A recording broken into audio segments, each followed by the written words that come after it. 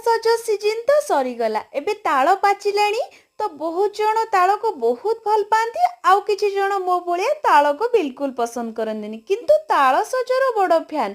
तो चलतु आज आम ताल रे गोटे बढ़िया रेसिपी बनैबा।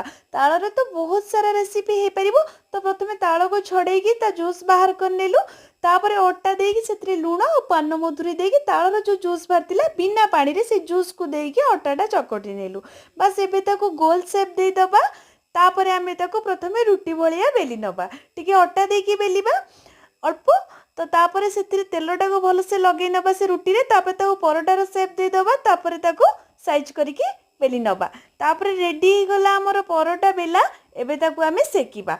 बस ताको देखंतु जे घिओ कि तेल जे जेमती सेकिबा कथा सेकी नेबे। एबे मु सेकी नेली रेडी गला हमर ताଳ परोटा आ बहुत सुंदर हेछि। देखंतु केते सुंदर लेयरिंग हेकी बाहरुचे।